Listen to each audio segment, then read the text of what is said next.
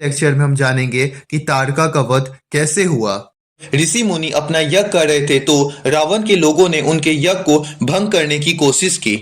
महर्षि वशिष्ठ राजा दशरथ के पास मदद के लिए आते हैं और वे उन्हें बताते हैं कि असुरों का उत्पाद दिन प्रतिदिन बढ़ते जा रहा है और वे उनके यज्ञ को संपन्न नहीं होने दे रहे हैं। राजा दशरथ बोलते हैं कि अवध की सारी सेना आपकी सेवा में तैनात कर दी जाएगी। तब महर्षि वशिष्ठ बोलते हैं, नहीं अयोध्यापति, सेना की सहायता से सुरक्षा का उपाय किया तो असुर शक्ति आर्यवर्त की सीमा पर सेना का संगठन करेगी। अभी इसका सही समय नहीं है। राजा दशरथ पूछते हैं, तो हम आपकी किस प्रकार से सहायता कर सकते हैं? वो उन्हें बताते हैं, हम तुमसे तुम्हारे राम को मांगने आए हैं, बस तुम हमें राम दे दो, हमारी रक्षा का उपाय हो जाएगा। फिर राजा दशरथ ने राम को महर्षि वशिष्ठ को सौंप दिया और फिर महर्षि वशिष्ठ राम को लेकर वहां से चले आए।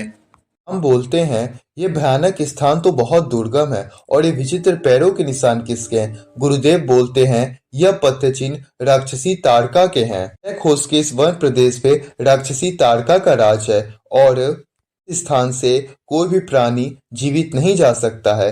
कभी यह स्थान स्मितशाली जनपद था। कलत और कुरुस दो सुंदर नगर यहाँ बसते थे, लेकिन अगस्त मुनि के श्राप से ताड़का और उसके पुत्र मिराज की अविनाश लीला से यह नगर उजड़ गया।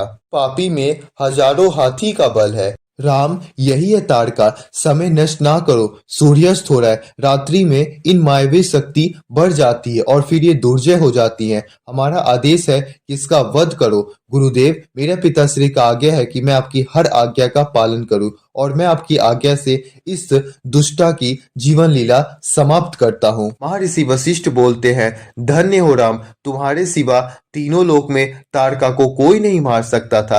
अब हमें विश्वास हो गया कि तुम जगत कल्याण के लिए ही जन्म लिए हो। तुम पर प्रसन्न होके आज तुम्हें हम वे विद्या ज्ञान प्रदान करेंगे जो तीनों लोक में किसी के पास नहीं है।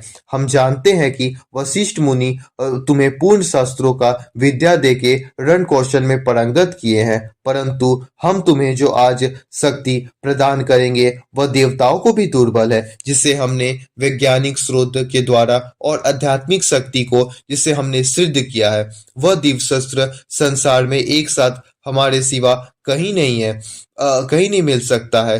एक युग से हम एक ऐसे योगी की तलाश में थे जो हमारे जन कल्याण के लिए हमारे शस्त्रों का सही उपयोग कर सके। हमें दिख रहा है कि भविष्य में अदिति शक्ति से आर्यभट्ट की रक्षा करने का भार तुम्हें उठाना होगा और उस समय तुम्हें इन दिव्य अस्त्रों की आवश्यकता होगी।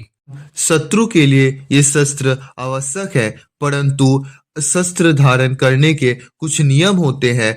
देश, समाज, किसी निर्बल प्राणी के रक्षा के लिए शस्त्र उठाना पुरुषों का कर्तव्य है, धर्म है, किंतु अपने अहंकार, अपने बल का प्रदर्शन करने पर किसी पर हमला करना वीर पुरुषों का कर्तव्य या धर्म नहीं है। जो विद्या तुम्हें मैं आज प्रदान करूंगा उसका गुरु दक्षिणा यही होगा कि किसी पर भी, किसी निर्दोष पे भी इसका उपयोग नहीं करोगे, परंतु जहां पाप, अत्याचार, अन्याय देखोगे वह पापी और दुराचार पर संहार करने के लिए शस्त्र अवश्य उठाओगे।